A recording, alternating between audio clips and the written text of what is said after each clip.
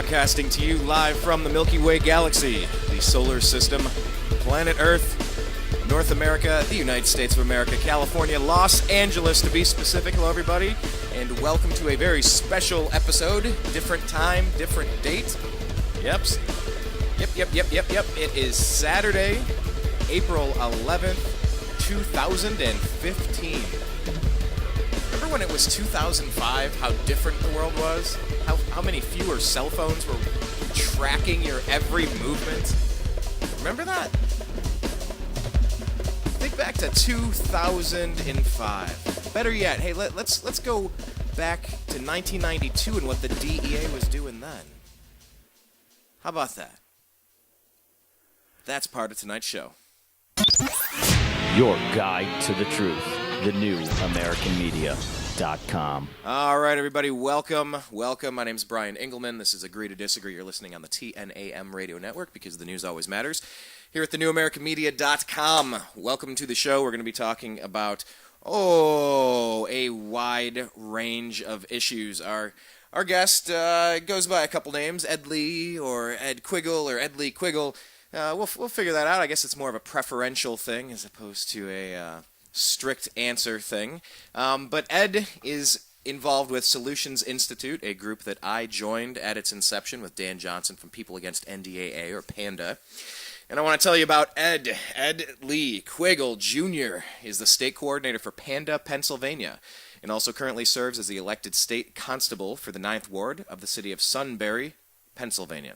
As constable, he has stood up against the unconstitutional NDAA, the USA Patriot Act, and gun control. He's also the founder of Pennsylvanians for Rational Drug Policy and is an award-winning journalist currently writing for FloridaMarijuanaInfo.org and the Sunbury American. Quiggle has drafted numerous pieces of legislation and studied and advocates for reform on drug policy, privacy rights, the NDAA, and indefinite detention, USA Patriot Act, drones, Second Amendment restoration, local reform, and ballot initiatives. Hey, does that sound like any aspect of the issues you're concerned about in life? Because I'll tell you what, if you gave me a top 10 list out of top 50 things I'm thinking about politically related to freedom, I think those that we just rattled off there, those are going to make my top 10, my top 15 for sure. These are very important issues, and you know how many people are focusing on this so that they can help you lazy slob who doesn't do anything but listen to stuff instead of get active and participate in your government. What was it Plato said? What was the phrase? Something about if you're not paying attention to politics, it's a sanction to being governed by inferior men. So if you don't care about politics and local policy, then you are giving permission to whatever clown wants to rise to power from some sociopathic bent to control other people. You're saying, I don't care who's in charge of my life, whatever. It's not that bad yet. Well, it's getting bad. So it's good what we're doing over at Solutions Institute. I'll let Ed explain some of that stuff, but it's an interesting organization, and I'm trying to bring as many of these interesting minds together so that we can have longer conversations with them. And the ways that we do that are obviously when we launch our show live. We send that out on Twitter. We're at American_media_. That's American_media_. Make sure you're following us. We put different content on every different piece of social media that we have. We send different messages out on Facebook. You can do a search for The New American Media and like the page. Or you can also get that off our homepage, thenewamericanmedia.com. 3 things going on there. On the right-hand side of thenewamericanmedia.com is our TNAM radio button. That's where you click play. That's where you listen live. Underneath that, that's a direct link to our Facebook and Twitter feed, so you can find us that way. If you can't remember, what did they say? At the New American... No. Just click it from our homepage, thenewamericanmedia.com. We have about 4 years of archived content available there. A lot of interesting conversations. We've talked with Solutions Institute advisor John B. Wells, formerly of Coast to Coast AM, currently of Caravan to Midnight. We've talked with Dan Johnson of PANDA, now of Solutions Institute. We've talked with Bobby Rodrigo, Alex Freeman, Issa Hodge, In the past month or so, we're trying to work in more of these conversations. Check them out. They're all archived at thenewamericanmedia.com. But finally, this is the only place on the internet where we are available to earn a couple of your pennies. That would be YouTube. YouTube.com/thenewamericanmedia. If you let those ads play, you can donate a couple of pennies into the wishing well. And I'll tell you what, after almost 500,000 views, yay, there's a couple of more pennies that I can use to pay off the thousands of pennies I've already invested in the past 4 years. So that's the only way to help us right now. But definitely subscribe, because all of those videos are there, and it's very easy. The conversation continues in that comments section. I kind of disabled them for our homepage a little bit because I just didn't want to moderate it, and I see how out of control these things can get. So I just leave it all on YouTube. But if you have some comments, questions, we actually read these, and you can engage us in conversation on our YouTube channel. Just ask. He goes by the handle of UFC is MMA on all of our sports radio shows called The Unhappy Hour. We've had hundreds of back and forth conversations as they pick apart the show that we do, and then we comment back, and that's kind of what we're going to try to do, at least a little bit there. So, without further ado, I'd like to introduce Ed Lee Quiggle to the program. Ed, how are you doing today, sir? Good. Thanks for having me on. Sure thing. And I know we talked about this before. You said I can call you whatever, but really, is it Ed Lee, or is it Ed Quiggle, or is it Ed Lee Quiggle? Give me one. It's Ed Quiggle. Online, I just go by Ed Lee, kind of as a pen name sometimes. Excellent. Okay, Ed Quiggle. That is kind of what I did go for. Make sure you're following him on Twitter as well. We just sent some stuff out. He is at Ed's Brain, at Ed's, EDS, Brain, at Ed's Brain on Twitter. All right, Ed, I want to start off with how I got to know you. This was because of Dan Johnson's Solutions Institute. It's kind of a gathering of minds. It's an invitation for 50 smart, active, at least their heart's in the right place, even if they don't get it right all of the time, people, where we can have some conversations about the big issues and try to actually turn back the bad stuff and encourage more good stuff. So just, if you could start off there, just kind of explain how you got involved with Solutions Institute. Sure. Well, I am the state coordinator for Panda, Pennsylvania. Working with Dan Johnson through that, he invited me to get involved with Solutions Institute, and I've had experience in different areas that I thought I might be able to help activists with. So I joined up, and I've been helping on different projects across the country with Solutions Institute. They're really helpful. They've offered a lot of help to activists. It's great that they kind of drop the agenda and just help people, achieve their goals without using force. What can you explain your first couple encounters? Because it's interesting. I think when we go back, provided that an electromagnetic pulse sent by North Korea or Vladimir Putin or a rogue element within our own damn government shuts down with an EMP all of our electronic communications. Let's just assume that doesn't happen through a solar flare naturally, as has happened in the past in the Carrington event. Let's just say that the internet continues as is, and there's an archive. I think we're going to look back to the times right around 2000 to 2015 as a absolutely crucial time in our nation's history of journalism.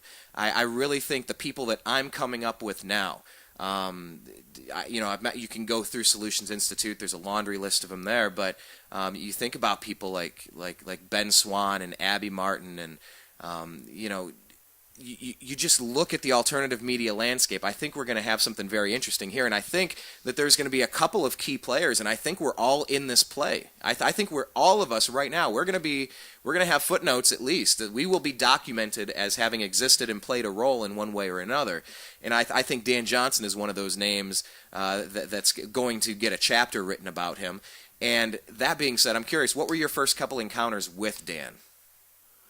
Well, when I first met Dan, because not long after I got elected as a constable, which was I took office in January of 2012.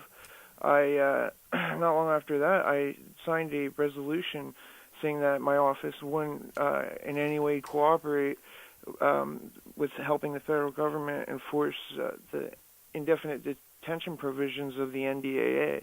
And we also said we weren't going to help enforce the USA Patriot Act. And Dan gave me a call, and he told me about his organization, and I was really, that's how I got involved, because I thought the NDAA was a huge issue, and it still is, because it hasn't been fixed at the federal level yet. And the indefinite detention program, break it down for people. Obviously, those three words speak for themselves, but let's elaborate. Can you speak some more about what that means and why that issue caused you to go, okay. Did anyone else see what I just saw? Are you reading this? Do you guys not care about this provision and the what was your moment of horror upon discovering this for the first time? Well, I believe it's probably in November, December of 2011, where I had heard about that they were trying to pass this bill. I think I may have heard about it from Representative Ron Paul, one of his speeches, and it was just I couldn't believe it that they were basically suspending most of the Bill of Rights. People that the federal government claim as a terrorist wouldn't have a right to a trial by jury, and that was huge. I thought it's time that state and local law enforcement stand up and say we're not going to go along with this, because if you go back and look at what's happened in the past, even just back in World War II, when the federal government decided to detain American citizens who were of German, Japanese ancestry, this could happen again here in America because of things like the NDAA. Now, this is where I wish we had a budget, so it is a necessary evil that I plug our YouTube channel earlier, because it's a brand new thing. We only monetized like a month and a half ago, so it's neat.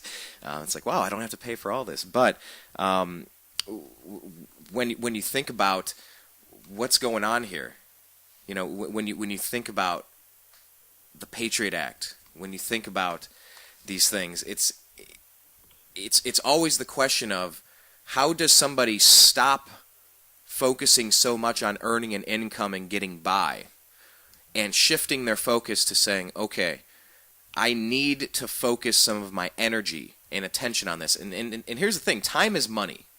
So to consciously take your life and say, hey, now you're also going to, next week you're going to become a constable. And I got to ask you, Ed, what that means. But if you kind of take your life and say, all right, I'm going to dedicate a portion of me and my time toward this issue, that's a significant change that happens. And I know in the activism world, a lot of people are keyboard warriors. We'll log in and see some crap online and leave some mean comments, and then we close it up. We flip the laptop off, turn your cell phone off, and you just wake up the next day until you leave some more comments the next. But there's a next level past that, and it's that level where Ed, you see this stuff. Ron Paul's talking about it. You do some research. You meet Dan. You're like, oh my God, this National Defense Authorization Act. If this could ever actually get implemented, and if people actually went along with this, like they have done in the past with the Japanese internment camps with Fort Minor, that's what I wanted to say was when we get a budget, I want to play you Kenji Fort Minor. It's one of the dudes from Lincoln Park, and he's rapping about when his grandparents were rounded up in the internment camps. And they play quotes, I think, from his grandmother, or at least someone. Actually, I haven't researched to see whose quotes those are, but it's people telling their stories through rap about these internment camps. And Ed, you just brought this up. When people say, come on, man, it's 2015. There's no FEMA camps. You're not going to get rounded up into a detention center like Auschwitz. It's not like the Americans would ever do that. But then we see Guantanamo Bay. Yes, we torture. You look at the rendition programs. We outsource our torturing to a third party. Give me a break. These are things that have happened in our not-too-distant past. And please look up Fort Minor Kenji, Kenji. It's an amazing song that'll punch you right in the face and wake you up on this issue. But tell me about, Ed, what it takes when you understand that something wrong is happening. You do some more research, and it's worse than you thought it was, and you become a constable. How does that change happen for you? Well, I kind of became a constable because there wasn't really much of a race in my ward. The city's broken down into wards, and so we did I did a write-in race, and when I got elected, and I wasn't really planning on becoming it. Just kind of happened. Was it one of those, oh crap, I caught this big fish, how am I going to reel it in the boat? What did I just do? One of those? Yeah, and I got the basic training, and I started to listen to groups like Sheriff Mack's group, the Constitutional Sheriffs and Peace Officers Association, and a constable is basically it's very similar to a sheriff here in Pennsylvania. The same duties of a sheriff. We can arrest people for crimes committed in our presence. You can enforce orders from the court and things of that nature. Okay, so this is a real thing now. You've got life and death, because anytime that that someone has to use force to be arrested, I mean, you just look around the news. You don't have to go far to see Walter Scott running from a damn burnt out traffic light.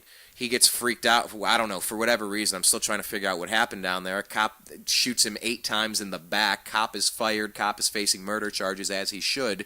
But these issues escalate real fast over a damn taillight. So anytime, Ed, you're going to arrest somebody, you might be in a gunfight with someone. You might be in a shootout. You might have your people getting killed over this. You have this responsibility, and that's incredible. Did you have a law enforcement background? Were you actually deputized? Did you take training for lethal force and stuff? Tell me about that. Yeah, so I attended basic training at Harrisburg Area Community College here in Pennsylvania, and similar to what a sheriff goes through, they go through their basic training. Other than that, I did not really come from a law enforcement background. I was kind of familiar with law, and was always curious about keeping law enforcement accountable. So, what better way to do that than by actually becoming law enforcement? It's funny. And the funny thing is, guys, this is Ed and I literally kind of introducing ourselves to each other and having a conversation. It's like, hang on, by the time we get into half this material, we should just do a radio show on it. So this is kind of Ed and I kind of meeting each other for the first time.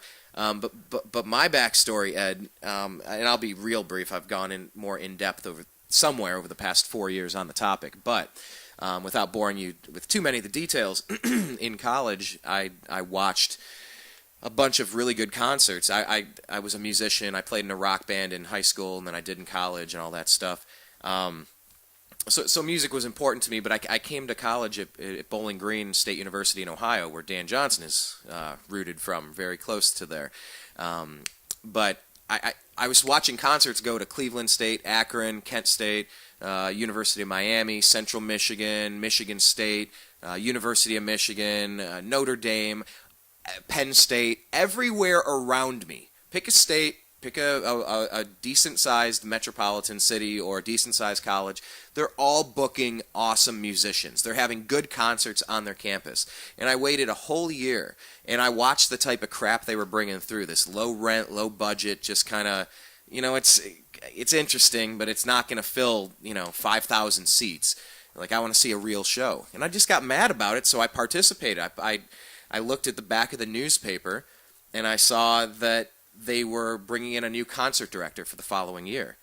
And I went and applied for that position, and I basically told them how much they sucked, why they were screwing this up so badly, why there's no attendance at their events, and I told them that you guys need to bring a big name with a big budget and a bigger ticket price, and it'll work. I ended up getting hired, and I didn't really know what that meant. I didn't get a... It was more of a volunteer position, but when I was 20 years old, I basically ended up with an operating budget of roughly $100,000 I put the school on the hook for, and I started off with less than $10,000. And we had a sold-out concert, Bush and Moby, the MTV Campus Invasion Tour. in our basketball arena. It was fantastic. But you never know what you're getting involved in until you get involved, and it takes a lot out of you. But like to tell you that story, to segue into this one and how it related back to what you were just saying, basically when you got involved, you said, well, what better way to impact the system than to become one of them?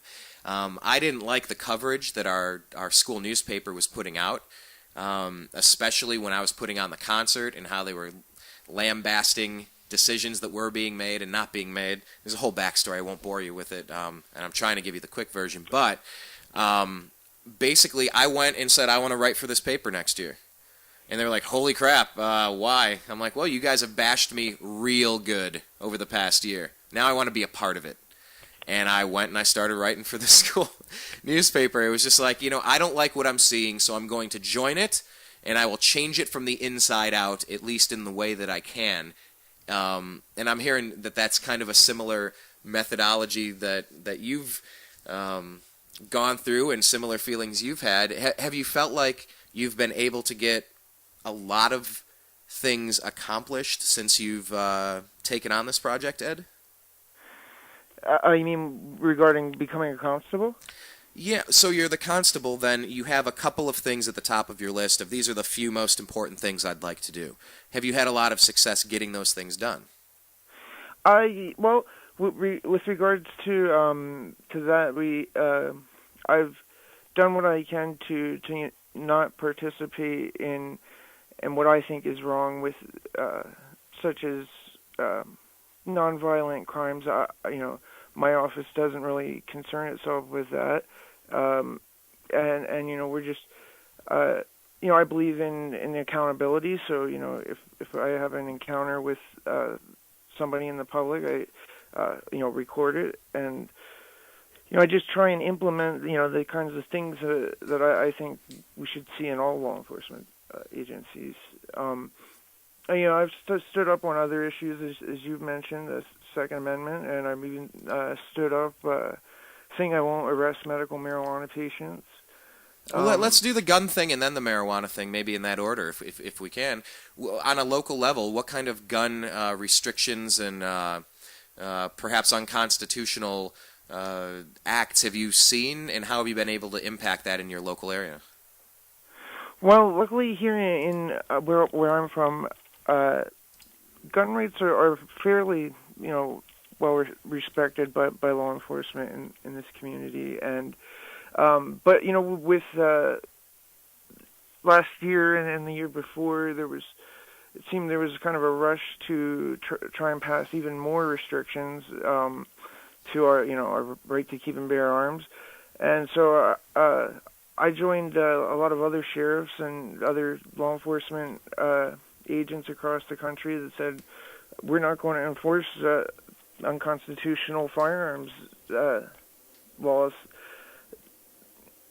And was that group part of Oath Keepers, or was that another group? Because I know they've tried linking up the country that way as well with the Oath Keepers, the people that swear an oath to protect and defend the Constitution against all enemies, both foreign and domestic, and not enforcing unconstitutional orders that are given from above, even if they are given. It's kind of like a backup plan to say, I don't care what you guys try to do, it ain't happening, and we got this stuff. Was it that group? Have you had any interaction with that group as well? Yes, I've been given a membership in Oath Keepers from Stuart Rhodes, but actually I think the resolutions that were signed a year or two ago were product of the Constitutional Sheriffs and Peace Officers Association, which is a group from a fellow Oath Keeper, Sheriff Richard Mack. And we ran into those people out at Bundy Ranch. Actually, you know what? It's amazing. It was 1 year ago today. Wow. 1 year ago today, it was the Bundy Ranch. Did you follow that? Oh, absolutely. What was your take on that? And seeing Harry Reid with a broken eye socket, and now he's not running for re-election. What is your take on Harry Reid's involvement there, what Bundy Ranch was all about, and how it's continuing to play out, possibly with Agenda 21 and or the sale of our country to foreign interests, and we're going to become slaves and serfs very soon. How do you look at all of that? Well, it's kind of a classic case of politicians and big money. I believe wasn't China involved with trying to get some land there, if I remember correctly? There were, and we covered the rumors that we were hearing.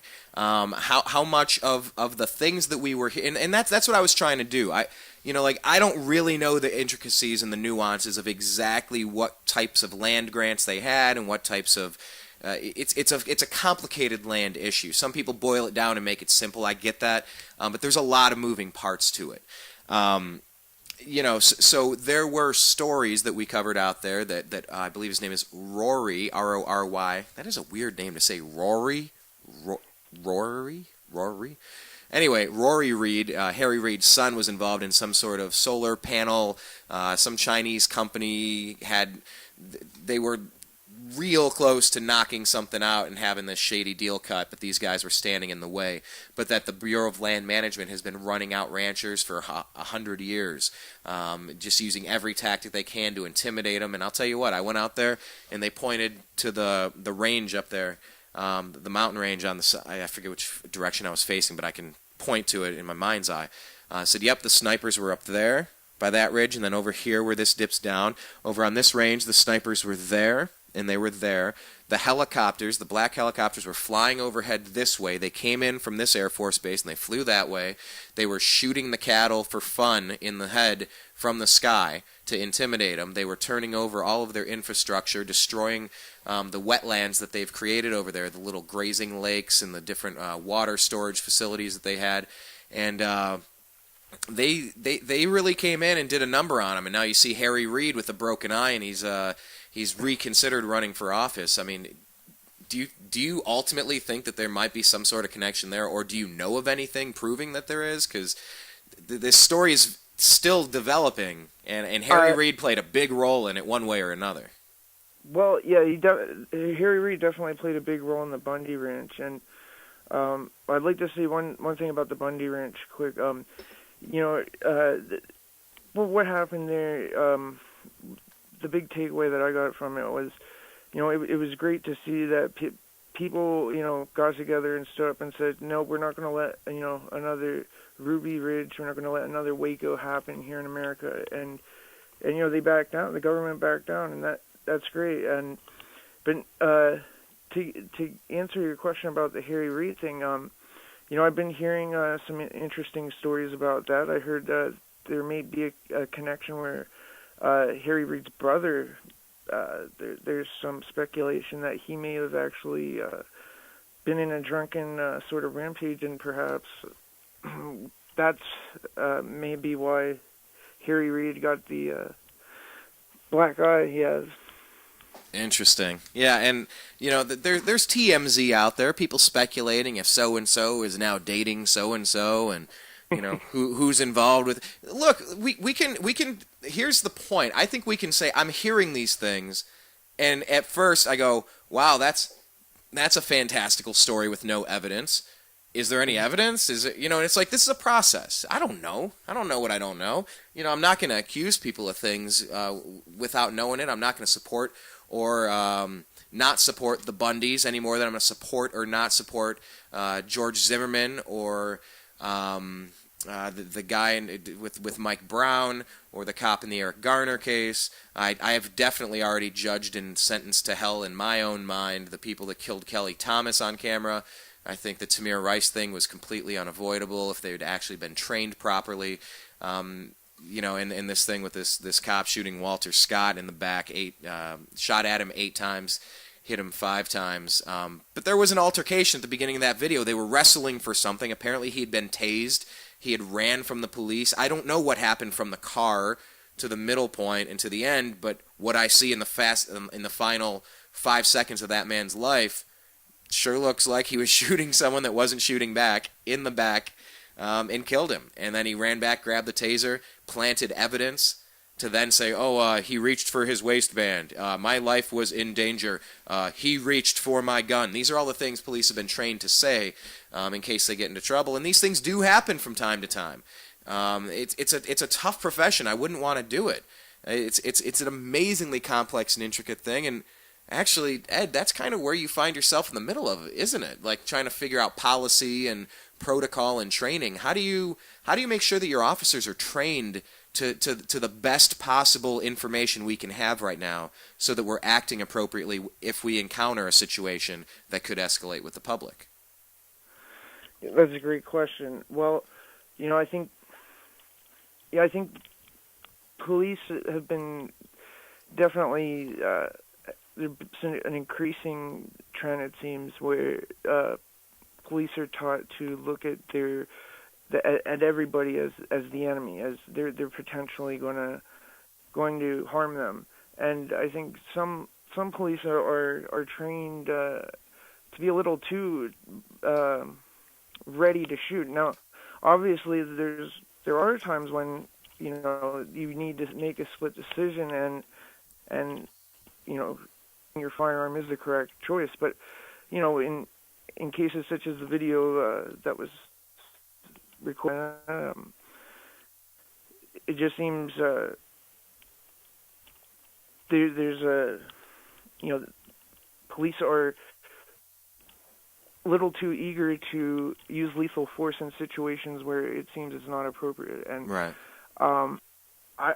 I personally, I'm not sure what the best way to do, other than the training, I think, needed to change. The way that police are taught to interact with the public, and the method of policing, I think there really needs to be serious reform in the way that our law enforcement are trained. So in your particular case, then, as constable, where does the training come from? You said your facilities, your responsibilities are similar to that of a sheriff. How does that come in with who sets the policy? Are you a part of that? Are you completely in charge of that? Or you have no control over that? And then what types of things are making your guys better and more prepared? Well, currently, in Pennsylvania, the constables are largely in charge of their own offices. They're technically under the authority of the governor, but he doesn't really have any direct oversight of the constables.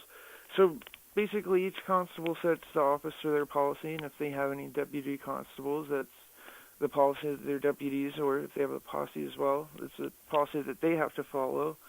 And so by implementing resolutions such as the ones that I've signed, I've tried to enact reforms to, help change law enforcement in my community. So then when you watched 1 year ago today, and it's kind of interesting that this is 1 year, I actually I interviewed Pete Santilli out there. He was the one that took that video of the Bundy Ranch riot, I believe was the phrase of the video, that went viral, and I was like, okay, I need to go out there and check on this thing. This is looking really bad real quick. 1 year later now, I interviewed Pete Santilli then, and he and I had been talking. He actually put it back on my radar. I knew it was around this time, but he's like, no, it's this weekend. And I guess a year later, talk a little bit about what you saw there. I know I had talked with him. We were, obviously we've covered this story before, and we wanted to kind of, a year later, what are we thinking now? What developments have there been? That type of thing. But here I am in the home studios in Los Angeles. So a year later, this turns into a bit of a Bundy Ranch 1 year show. So then what are you seeing? Because like you mentioned, there were Oath Keepers out there, Sheriff Mack was out there were militia members out there. What did you take away from Bundy Ranch as far as what you saw the people do when they stood up to the government? Do you feel like that they were in the right, that they were in the wrong, that the BLM was in the wrong so much that these people had to say, we're not blinking, you better stay on the other side of that line, and nobody pulled a trigger? It was such a tense situation. I got to tell you, Ed, when I got out there, and they're pointing to where the snipers were, they're telling you where they came over the ridge, and they're pointing, and you're visualizing this battle scene. I'll tell you what, it was intense. I was there the night before the final showdown. I attended a wedding while that stuff was happening. I did a live radio show recapping, holy crap, what just happened? Because that was the conclusion to all of this, and thankfully nobody was hurt. So for the people that aren't familiar with this story, tell them what your takeaways are and what you saw the people doing in response to it. Well, I saw people from across the country, show up to Nevada to, because, people were seeing videos on the internet of law enforcement trampling on free speech rights of protesters who were supporting the Bundys, and then the militarized law enforcement methods that were employed by the federal government, and it was just overkill. It was completely unnecessary, and all these patriots from across the country showed up and drew a line in the sand and said, we're going to stand up for the Bundys, and we're not, like I said before, that they stood up and said they weren't going to let this turn into another Ruby Ridge or Waco, basically. And for the people that don't remember Ruby Ridge and Waco, what were those about?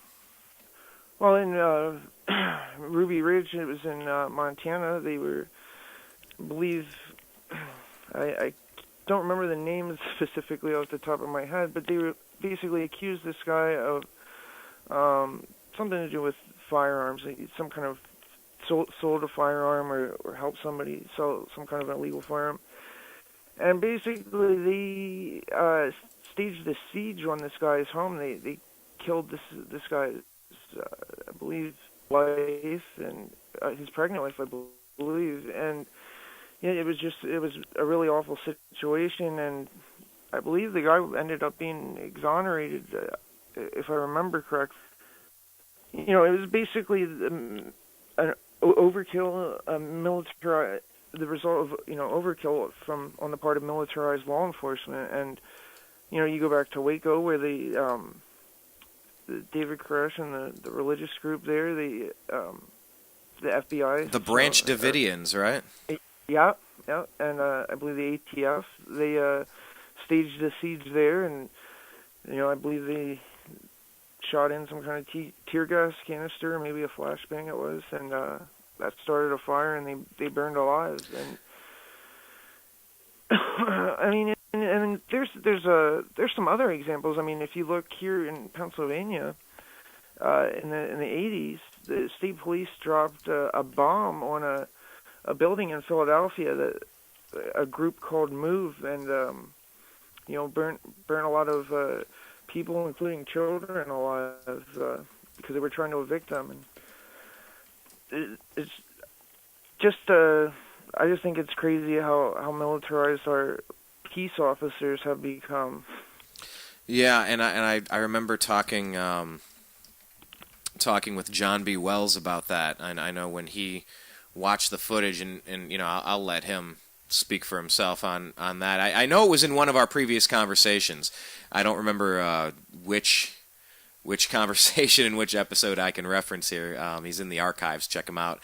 thenewamericanmedia.com or on YouTube, youtube.com/thenewamericanmedia. But I remember he was working. I got to remember his story perfectly, but it was something. He was down in Texas working, and he had access to footage, and he was watching what happened at Waco, going, that's not what I saw. I saw something different. I saw something different on that footage. This story has been changed, and that's why right now we're saying you need to have body cameras on every police officer. I'm wondering what your thoughts on that are, and I want to get to that about the body camera. But first, I just want to play a couple words over here from Oath Keepers at Bundy Ranch, if I may. This is Stuart Rhodes. I'm talking to all the rest of the guys across the country. This lady right here, this young lady right here, is every bit as determined and competent as any other guys up there. They're all damn fine Americans. And I'll tell you what, if she could come here and stand guard, what's your excuse for sitting on your couch? What's your excuse for sitting on your balls and not coming up here and doing your duty? Jenny, you got some words you want to say? Oh, I'm sorry. Mayhem. But basically, you have all of these people meeting out here saying Rod from the very beginning. this is wrong. Mr. Bundy is correct. That is not federal land. That's state land. It belongs to the state of Nevada. It belongs to the people of Nevada. And what he has done is begun to stand to get you to stand up with him and take your land back. And that has to go for the rest of the West as well. That's actually an interesting point. I'll just leave that as it is. I don't know. Maybe I'll tweet it out right now. Go back through the archives, find it. Yeah, I'll tweet that. I'll post that. But I mean, what are you feeling on a local level and on a national level? Because that was one of the big complaints. If you look at the West, a lot of it has been air quotes seized by the federal government when it actually belongs to the state. Or is that incorrect? And then there's all these different interpretations. Do you feel pressure coming from the White House? I know after watching this recent police officer shooting, they've moved from cameras, meaning we need to have cameras, body cameras on every police officer, which I think is an amazing idea. It's absolutely essential. I'd like to get your take on that. But now they've moved into they want to federalize the local law enforcement level. What are your thoughts on that specifically? About are you hearing that there's a push being made to federalize your local law enforcement under their jurisdiction now? Well, yes, absolutely. It does seem, President Obama had a commission where they had recommendations, and from what I understand, there are some test cities around the country. I think Pittsburgh might even be one of them, where they want to kind of have the local law enforcement agencies be under the control somewhat, or the direction of the federal government, and I don't like that at all. I think the people of the communities need to have have their own law enforcement that's accountable to the people of their of that community. I don't think I think it's a complete violation of the 10th Amendment. First of all, now explain the 10th Amendment and why, according to the 10th Amendment, you think it's completely wrong. All right, because all the 10th Amendment basically states that the powers that aren't delegated to Congress in the Constitution or to the government, federal government, are left to the states and the people. And so the job of local law enforcement is left for the states, and the states have created laws that allow to have county sheriffs, state constables, municipal police departments, and things of that nature, and that should remain under the control of states and their subdivisions, in my opinion. Right. And then how do you feel about body cameras then? Body cameras that's a great subject. I'm definitely in favor of having all interactions with the public recorded. Now, it really reduces the possibility of a cop screw up. There could be an amazing cop that totally reads a situation wrong. Let's just say, for example, it's in the news and I've watched it, but everybody's already convicted this officer down in South Carolina, and you watch the end of it, and there's really no other conclusion that you can make. Now, let's factor in that he had been tased after running, after he got out of his... So there's a traffic stop. He takes his information, comes back. Let's just imagine, and I don't know if this is true, let's imagine that there's a good cop that stops someone for a taillight. They take their information back, and now the guy gets out of his car, and the cop has to yell at him, no, you sit back down in your car, get back inside of your car. That is a huge red flag for anyone in law enforcement. Holy crap, why is this person out? Or they aim like that is 99% of the time people will never get out of their cars because it's suspicious behavior. Now there's someone sitting on the right-hand side in the passenger seat. Okay, is this person armed? Who is this person? Is this a trap? Am I in danger at this point? The guy gets out again and he runs. The cop has to go chase him, has no idea what the person riding shotgun is doing. Now he's chasing this guy. What did this guy do so bad that it's going to be something you're going to run from the police from? Is he armed? Then he tries to take him down with a non-lethal force. He uses a taser, and it will not bring the guy down. Doesn't bring him down. Then the guy rips the taser out, or there's an altercation or a struggle as he tries to bring him down, and he rips off of the stun gun, It goes flying, as you can see in this video.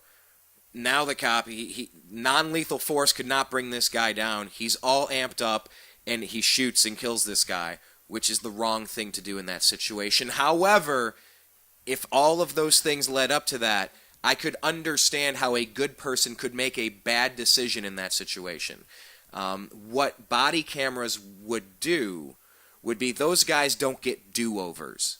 They don't get a second chance. In fact, they might be in jail for the rest of their lives. And knowing how tough it is to make split-second decisions, that we're too pansy to get off of our couches and do them ourselves. We want to pay other people to do it because that's a job I just don't want to do.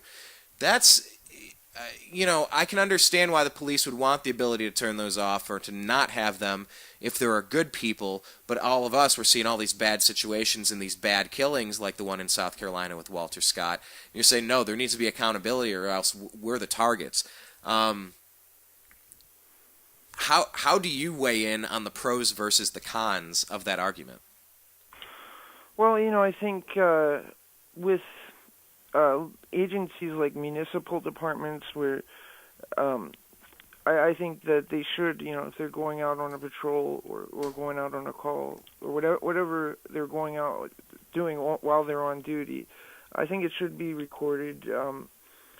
Obviously they should be able to turn it off if they're going to the bathroom or something like that, where it's definitely a private, where they have an expectation of privacy. But in any instance where they don't have an expectation of privacy, they're on the job, it should be recorded. And that's one problem that I could foresee, with some of these cameras that are being used in certain areas. They are giving police the option to turn it off when they want. Some departments have policy of when you can turn it off, when you can't. You have things like the Taser Axon, which is this camera that attaches the police can wear on them. And I believe that doesn't even record all of the audio. So that's a concern. Now, I believe there's very affordable cameras out there on the market that police departments and sheriff's offices and constables' offices can get. And one problem that I might, that I hope people avoid with the body camera thing is that I hope it doesn't turn into a welfare for the police camera manufacturers. Because in the world of police equipment, it seems a lot of it is very overpriced. And the technology isn't expensive, and there's no reason why. Interesting. That's okay. Yeah. That's great right there. Okay, so here's an official call. If I'm hearing you right, Ed Quiggle, I'm hearing you say that who was it? Was it Tom Ridge that got involved with those body backscatter devices with TSA and Homeland Security after 9/11, and he was involved in the company that got all those big government contracts and made a killing off of it? Are you familiar with that story? I've heard a little bit about it. Yeah. I forget who exactly was involved. I don't know if that was Tom Ridge or if that was it was a high-ranking government official. I'll have to. I don't know. Maybe I'll look into that in a second. But you're saying it's a great idea, but right now it's a total. It's a robbery to pay what these companies are charging for the basic devices. As we put cell phones in our pockets for $100. Absolutely, yeah. You're saying it could be done a lot cheaper. So you'd like to see more competition into that market before the huge contracts are awarded, right?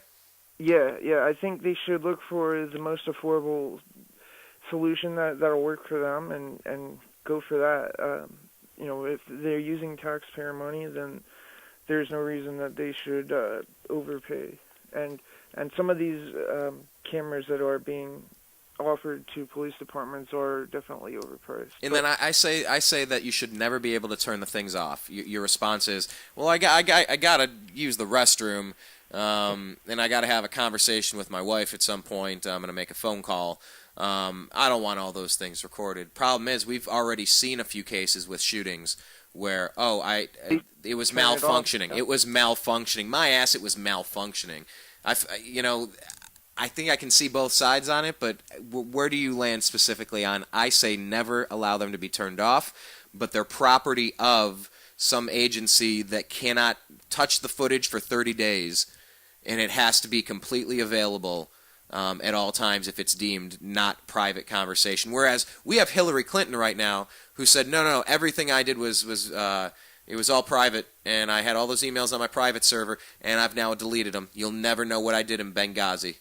It's that level of ability to hide that we don't want out of our public officials, which is why I think Hillary is absolutely unelectable, and I hope the country agrees. Your rebuttal to, I say, never turn the cameras off. Give me your most compelling argument back. Well, I gotta say, you make a pretty persuasive argument as well, and I think there's got to be a solution where it can be kept on. Other than the bathroom issue, maybe that there's got to be a way that they can fix this, because I do agree with you. They shouldn't just be able to, once they're interacting with somebody, on duty, I think it should not go off. It should be recording, and I'm sure somebody's going to come up with a solution to this, but I like where it goes into like a vault for 30 days, and if you're Secretary of State, maybe it goes in for 30 years. And in freedom of information requests should be able to track down, why did you not help those people in Benghazi? Why did you reduce the number of security forces there? Why did you continue to allow them to come there on September 11th on the year anniversary when you knew that there were specific, incredible threats and you knew this was going to happen? Then when it did happen, why didn't you send in reinforcements from Tripoli? Where was the president when this was happening? Where was the Secretary of State having that big red flashing phone? Excuse me, Miss Secretary, you need to wake up. Urgent, something is happening right now. Who do you want to call at 2 in the morning? Hillary Clinton has hidden all of that stuff, and we are never going to find out, despite the fact that the NSA has already built a huge catalog on us, we, the people, the peons, the idiots. Yeah, you can surveil and track and build dossiers on us, but you can't do it to the people that we've paid to do it for us. They're working for us. And they're up to a whole bunch of crap, and we want it to stop. Now we're the domestic terrorists. This whole thing, if you can't tell, it really frustrates me. Do you think that there is a political answer possible? You said that you heard Ron Paul talk about the NDAA. Obviously, I'm talking about Hillary Clinton because I fully endorse her for president. Ding. Not a chance. What do you think? Do you think that there is a political solution that could get our country back on track, or do you think it's so corrupt that person will either be killed or co-opted in the process? That's a really good question. With Ron Paul, I had a lot of hope with what he was doing. He had a great message. But then, you have the establishment machine that really tries to prevent anybody who's got independent ideas, even within the major parties, and if you're outside of the major parties, you definitely have a hard time, getting elected, and that's kind of a problem. I think it's definitely possible that we could, have a political solution to some of these problems, but I think a lot of it is we need to, stand up in our communities, in our states, and try and take back our rights, however we can.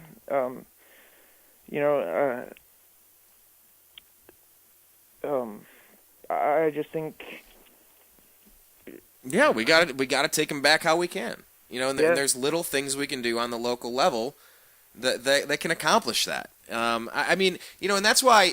Obviously, they've been going after Jesse Ventura for a while. I mean, jeez, look at what you have. I just want to put this out there. Look at what you have. Connect these dots.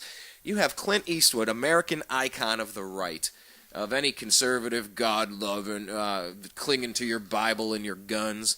I think that was Obama making fun of your state, if I remember correctly, as if that's something to be made fun of. Like, nah, actually, thanks. That was actually a compliment. I'll take that. I think seeking spiritual truth, how we find it, is important, and I think self-defense. These are tantamount American core issues. Thank you, Obama. Hashtag thanks, Obama.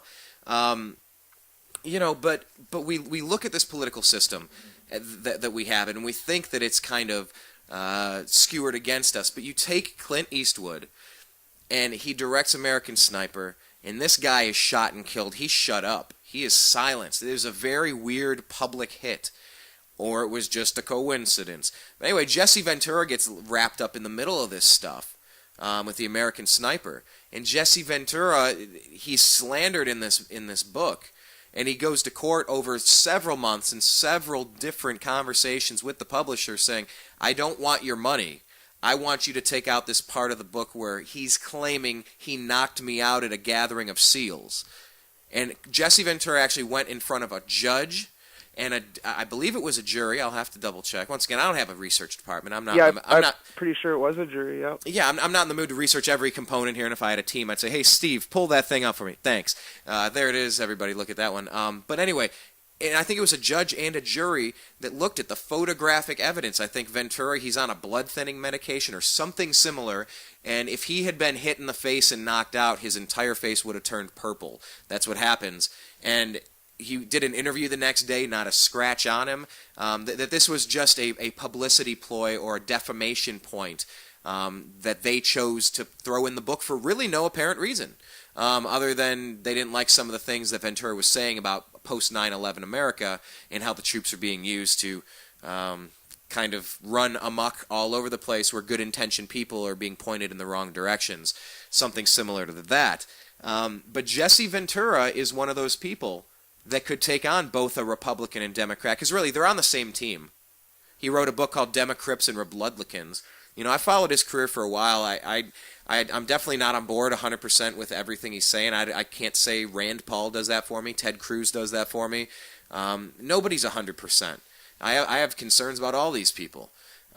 Way more concerns about Hillary Clinton and Barack Obama and Eric Holder and these people right now, because I'm watching them in action and I know 100% certainty what they're up to, and it's not constitutional, and it's not good, and it's a huge overreach, and it's dangerous beyond belief. These guys, at least I haven't seen them do it yet. But Jesse Ventura is one of those guys that could take him on, because he did that in Minnesota, took on a Republican and Democrat and didn't take corporate money, and he made it happen in Minnesota, and he's kind of been hinting out there that he wants to try it another time. But if all of those coincidences with American Sniper are just coincidences, fine, then think nothing of it. Or, wow, that's an elaborate attempt to really take this guy out who might be able to steal an election from our one-party system in 2016. Any thoughts? Well, yeah, I definitely think that's possible that it could have been, a coordinated way of trying to discredit or make Jesse Ventura look bad. Obviously, the jury saw it Jesse's way, and it seems like the account that was in Kyle's book is completely false. And I think Jesse Ventura, if anybody could pull it off, he probably could. And he's a wrestler, but he's an American hero too. He's also been a governor, and he's also been a Navy freaking SEAL. Those are the top of the top, the Navy SEAL part. We want to think he's a goofy wrestler. No, man, this is a patriot. Yeah, and he was a frogman or a Navy SEAL, and and just what he did in Minnesota with winning with his opponents still outspent him, and he still won. So, like you said, I don't necessarily agree with everything that Jesse says, but he would definitely be an improvement over the people that have been in the White House for the past.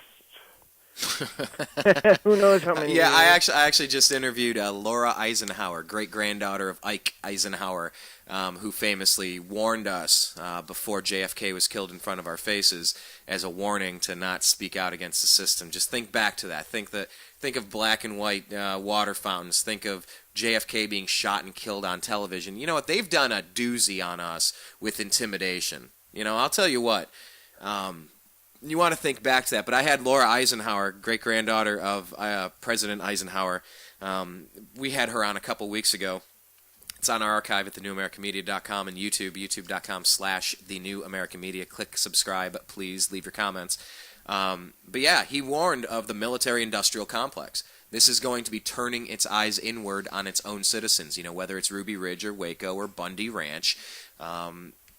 George Orwell had this thing right with his book 1984. This is a dystopian nightmare. And if you listen to Ray Kurzweil or watch Terminator 2, you know what? Everything is becoming digitized. It's like the one thing that would destroy us all would be an electromagnetic pulse where all of the grid is down forever. Imagine something like that. Versus if that were to happen, that's the only thing that could keep all of these bad guys from monitoring every single thing that we're doing at all times so that mass amounts of us could be killed off most efficiently. I'll tell you what, we're sitting ducks digitally. You could break that down 100 different ways, but we are sitting ducks digitally. And I want to get into that. I want to talk with you, Ed Quiggle, about some of these things. The NSA spying might continue even if Congress lets its authority expire. Then this other article, U.S. has secretly tracked billions of calls for decades.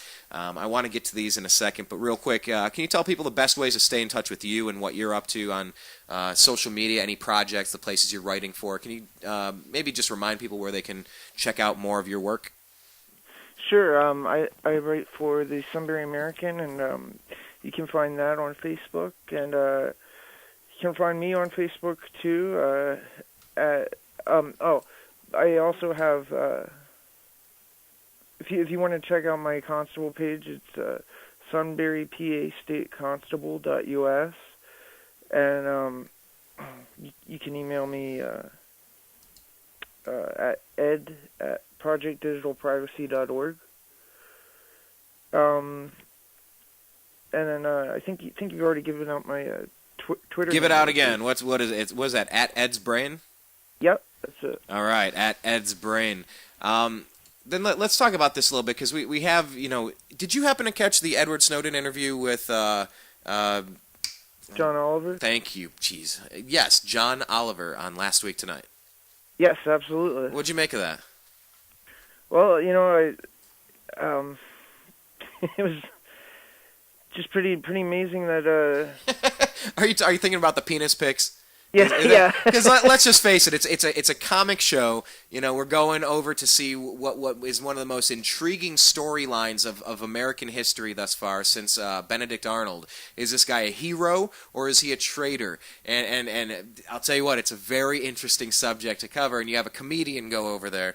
But what Edward Snowden has proven, I believe most of these things are without a shadow of a doubt at this point, and they've all been fessed up to.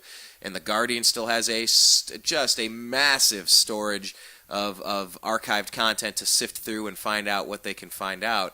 The NSA and our federal government is tracking and building dossiers on all of us, and they've been doing it for a very, very, very, very, very long time. And so we get into the inside of Russia.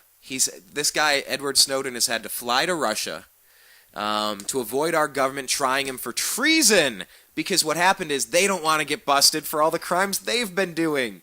So now we have to root for Putin, maybe, unless it's all a psyop anyway, and it was an FBI story or a CIA story made to make us think that he's actually telling us the truth, but it's a psychological operation on the American people to get us to think something else. Okay, it's very complicated. But anyway, John Oliver gets there and he's like, all right, I could ask you anything in the world. I want to talk about dick pics. I want to talk about how many times do girls flash in the camera and take a picture or a selfie and then send it to their boyfriend or someone they're talking to. How many times do dudes take a dick pic? Yep, here it is. Here's what you're missing, ladies. Sends one out. The NSA is creating databases of our most private communications that we did not publish online on a website for everybody to see, but in a person-to-person, peer-to-peer, one-on-one communication. And there are creeps outside of your window looking at your 18-year-old send this picture. That's beyond creepy that this is being stored in a huge database in Utah. But this is an issue, Ed, moving on from guns. This is something you follow a lot. Let's focus on this one. You had a story you want to talk about from National Journal about the NSA spying may even continue if Congress lets its authority expire. What's your take on this situation? Well, even if Section 215 of the Patriot Act were to expire, or the whole act were to expire, we still got the secret court FISA, which I don't know how it exists, because secret courts should not exist under our Constitution. And basically the secret court could keep trying to issue subpoenas that basically allow NSA or other agencies of the federal government to collect basically all communications.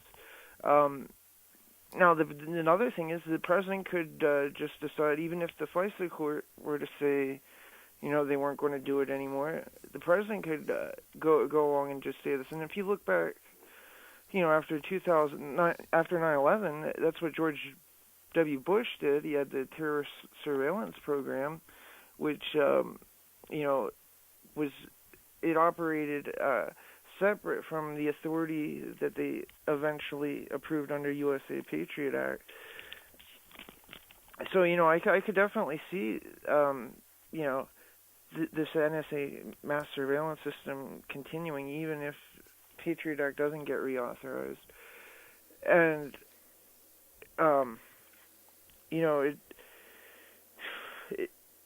it just boggles my mind that it's hard to talk about. It's hard to even think about when you actually start articulating this, and you're trying. Just imagine. Okay, so Ed, you and I are talking, right? Yeah. We're kind of on the same page. Like we've researched enough to go. It would be very easy to remove these things and continue operating as we were. Why are you fighting so hard to keep that one little weird piece of legislation on the books, even if it's unconstitutional? Why do you want it there so badly? Because I want it more badly to get it out of there. What are you willing to do to keep that in there? Because you're threatening me with it, and that's creepy. And that's where I come down to on this. Like, liberty versus security. Give me a break. Like, these people cannot be trusted. They just cannot. You cannot trust people with this amount of power. And when you have people for decades and decades who have been through it the whole time, guess what? That agenda is kind of going to push through. And, if you're Boeing or if you're, Lockheed Martin, just think of any of the big aviation companies, that are making weapons. I'll tell you what, while presidents come and go every 4 to 8 years, if your company's been around for 40, 50, 60, 70, 80, 90, 100 years, if you've been around that long, you almost start controlling the situation with what the politicians are up to.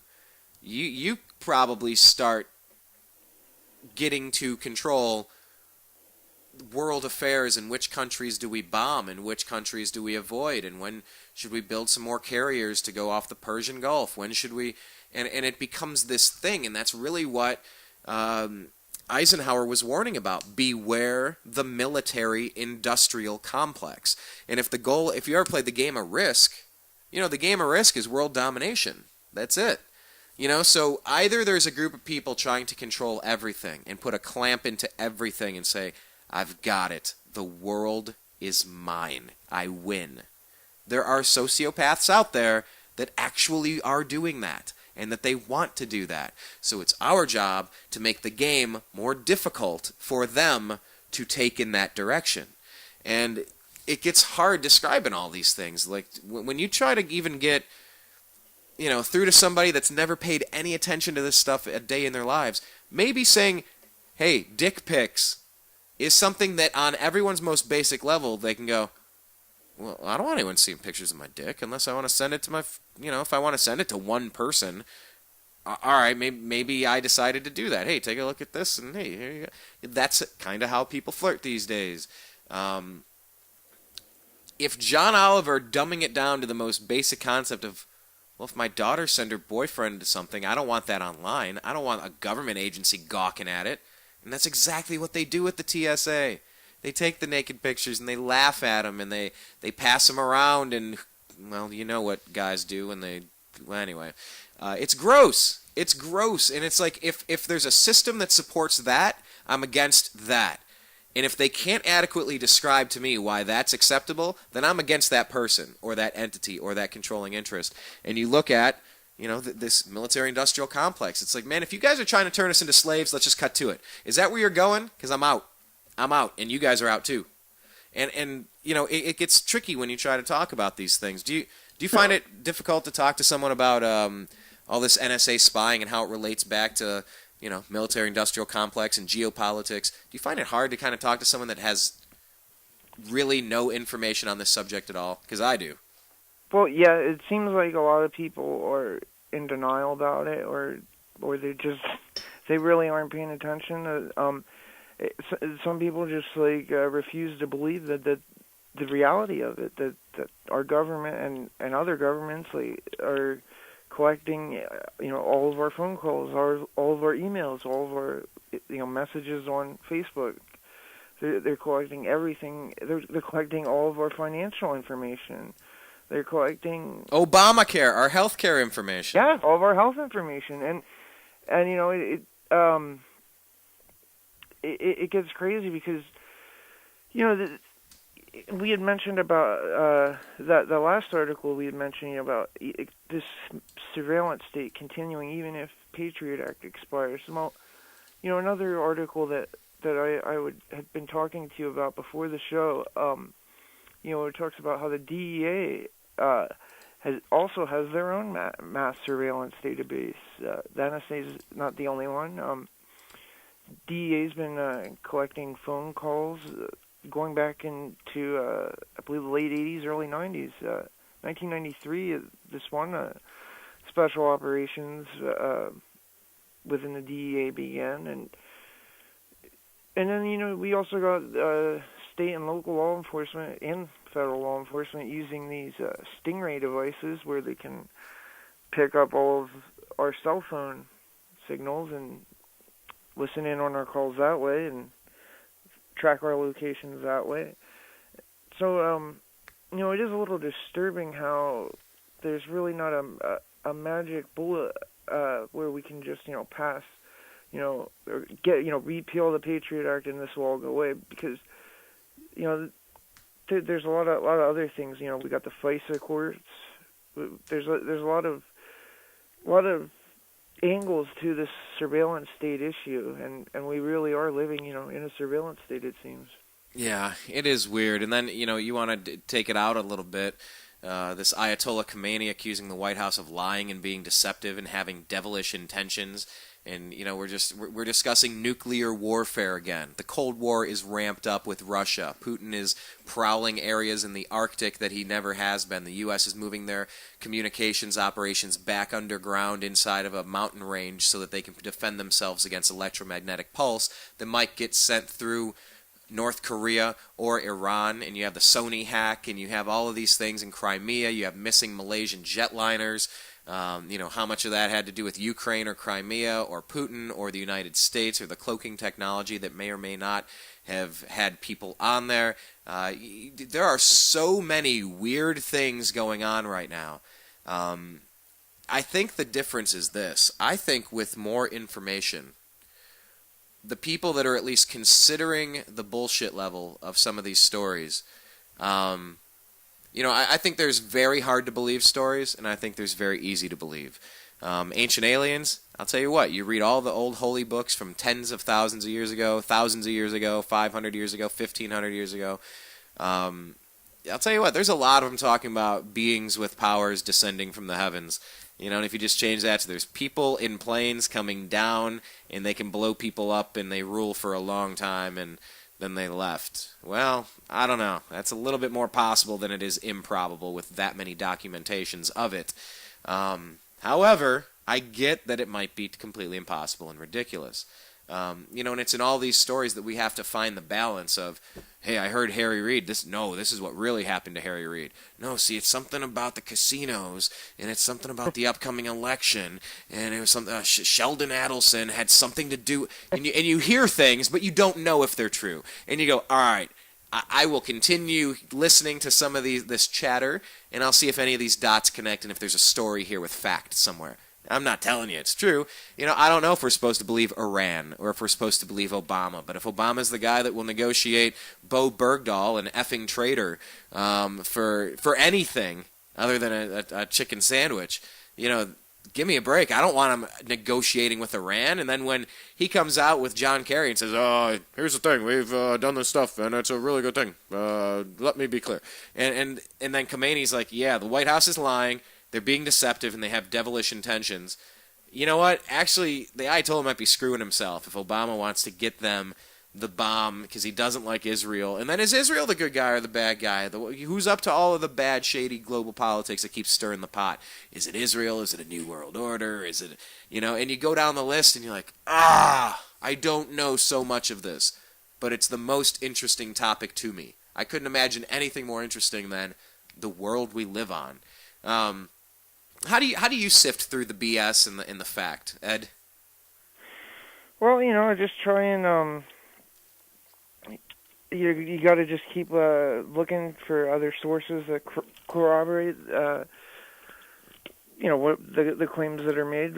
With the alternative media, we got it really helps cut through the BS sometimes. A lot of people are abandoning mainstream media because they all seem to have the same talking points, the same agenda, the same stories. But like at least, vote Bush and Clinton in 2016, kind of like that. Yeah. Exactly, and I'm sorry. Sorry, I got off. No, about the mainstream media pushing us in the same direction.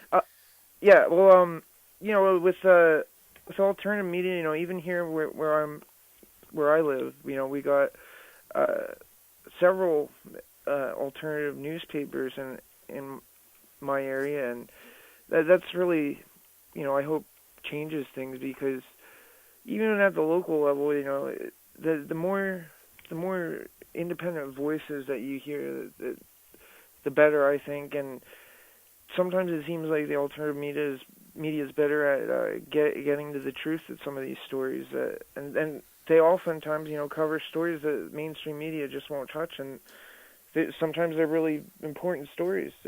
Mainstream media didn't really cover NDAA, but I'd say that's a pretty important subject.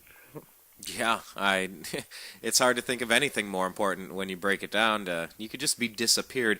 God, I wish we had a budget. I would play Kenji as our outgoing song by Fort Minor, but check it out, Kenji, Kenji, about the Japanese internment camps I believe that his grandparents were forced into in World War II. To put it into perspective, we're not the crazy ones. The people telling you there's nothing to fear, those are the crazy ones. Let's get that clear. Let's just, if we can, clarify that right now. Those are the crazy people. Those are the ones that are either completely disconnected or they have a facetious agenda you should be suspicious of. Maybe we could leave it at that. But yeah, I mean, it's seeking these things out and getting involved locally that makes the big difference. And I'm wondering, Ed, as we kind of wrap this up here, so how long of a term were you brought in for as constable? Are you going to continue working in this area? Are you going to transition to a different place, or have you already? Where are you at in that process? I was elected to a 6-year term. Oh, wow. And I'm still serving it. I plan to at least serve out my first term. When it gets closer to the term coming up, we'll see where it goes from there. But I enjoy being able to give the people a constitutional peace officer, a choice on the ballot. So I probably will run for re-election at that. But other than that, I plan to continue pursuing liberty-oriented activism in my community and my state. What is your advice to someone that thinks that might be an interesting idea? What did you not know that probably would have changed your mind on it? And what's the biggest perk on the other side? Like, wow, this is actually really cool. I didn't know this was here. And I don't mean like, I get to drive a fancy car. What I mean is, to being constable, what's the thing that now that you're in, you go, oh Lord, I did not know about this, and wow, that might be on one end of the spectrum that I'm not the biggest fan of, versus, wow, I had no idea I got to participate in this or make a change this way, and this is the best thing ever. What's the worst and best thing about being constable? Well, the best thing is, it gives you a chance to make a difference in your community. It gives you a chance to have a law enforcement official who's, accountable to the people. And, if you elect somebody or if you decide to become one and you follow the Constitution, I think that's a really good thing. The worst thing about it, I think, is, there's a lot of people who become constable and they don't really pay attention or think about the oath of office that they swore. They swear to support, obey, and defend both the state and federal constitutions. And so, is there somebody that kind of collaborates? I know, like I said, Oath Keepers tries to get these organizations. Do you guys have like a yearly meeting and someone will always get up and give a speech or a lecture or a presentation and say, "Hi, my name's Ed Quiggle. I'm from Pennsylvania over here, or in this particular area of Pennsylvania, and I want to talk to you about our oath because I think it's something that some people might want to reconsider their stance on. Here's this reason, this reason, this reason. Here's this solution, and this group to participate with," and say, we need to always remember we're at the front lines of all of this, and together nobody can ever get through us if we do our jobs right. It'll never get bad underneath us.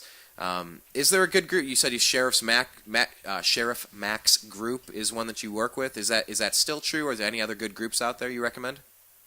Yeah, definitely Sheriff Mac's group. That's the Constitutional Sheriffs and Peace Officers Association. And that's a long name. That is a long name to remember. What's an easier way to remember that? CSPOA. Their website is cspoa.org. Oh, that's good. CSPOA. Yep. Writing it down right now. .org. Okay, writing it down. Got it. So you recommend them. Why do you like them so much? Because it seems they try to reach out to peace officers and remind them about their oath, and they also recognize different law enforcement officers around the country that are standing up and protecting their citizens from bad things and from the federal government. All right. Well, Ed, we covered a couple of these stories. We covered it's a scattershot. It's interesting. It's very inspiring, this whole Solutions Institute thing. What do you recommend to someone if they're curious about Solutions Institute, by the way? Tell people in maybe a soundbite, if you would, what you think Solutions Institute has for people who want to get involved but maybe not become a constable. It's one thing to build a website and then run a website and fund a website and dedicate, thousands of hours to maintaining and producing content and putting it online. There's a difference between someone that wants to be a constable, someone who wants to run a website, and someone that wants to maybe help an established project. What advice do you give to people that want to take a step forward and how that locks in with Solutions Institute? Sure. Well, no matter what kind of project you're looking to achieve, if you want to change something in your local community or whatever kind of project you have, activism-wise, Solutions Institute's really great at helping people with the how. You already know the why of what you want to do and what you think needs to be changed, and Solutions Institute can really help you help you out with how to achieve your goals. And I just recommend go to their website, check out the advisors they have, and the different expertise they have. And then if you think that it might be able to help you out, I think people should definitely sign up and check it out.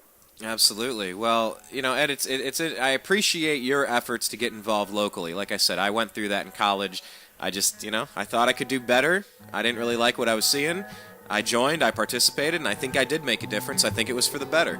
And there's a big difference between being a keyboard warrior and someone that wants to just try to get something done. Please don't bite off more than you can chew, ever. Work with a good group of people. But yeah, I think it's time that we all focus a little bit more on this issue. So Real quick, as we head out of here, Ed, what is the best way for people to stay in touch with you one more time? Yeah, you can send me an email at ed@projectdigitalprivacy.org. Say that one more time. Ed at Project, go ahead. Digitalprivacy.org. Ed at, oh, okay, say it a third time, because I like repetition. Ed at projectdigitalprivacy.org. Digitalprivacy.org. Excellent. Well, yeah, I think we all have a Fourth Amendment right to being left alone. You're onto something there. And I'll tell you what, I think we need to have another chat. We'll talk about some freedom issues, some marijuana policy reform at a future date. But I've had a pleasure having you on tonight, Ed. Thank you very much for your time. Yes, thanks for having me on. All right, take care. Well, there goes Ed, everybody. Make sure you follow him. Check out our homepage, thenewamericanmedia.com. On Facebook, we're at The New American Media with all spaces in between. On Twitter, we're at American_media_. That's American_media_. And subscribe, youtube.com/The New American Media. So for everybody out there, I appreciate you. I love you. We're ready to have our 4th year birthday coming up. Couldn't be any happier about it. Thank you so much for your time. Peace. Your guide to the truth. thenewamericanmedia.com. Hi, everybody. You're listening to Agree to Disagree with Brian Engelman, and this is John B. Wells reminding you that not only is Brian Engelman a cool guy, and not only is the NewAmericanMedia.com a very cool platform, but here's a cool idea for you, too. Are you alone? Not really. Do you like dogs? Do you like cats? You do. Of course you do. Everybody does. One or the other, maybe even both. You know, there are a lot of dogs and cats that are at shelters right now, and if somebody doesn't take them home, they're going to wind up euthanized. That's a nice way of saying they're going to be killed, because there's simply not enough room. I guarantee it, the best dogs and the best cats, the best pets, come from shelters. There's something about dogs and cats, they know. They know where they are. You walk through one of them, and certainly at least one is going to look at you and go, I wish you'd take me home. I'm in hell. Please take me out of here. It'll be the best thing that you ever did for your soul. You'll feel good about it. And not only that, but you have a friend for life. Doesn't matter if you got money, you don't have money. Well, it doesn't make any difference to a dog or cat. All they need is the sound of your voice and maybe even the stroke of your hand, and they're fine. Maybe a little food every once in a while. The sweetest sound that those pets ever hear is your voice. Think it over and adopt a cat or a dog from a local shelter today. I'm telling you, you'll be glad you did.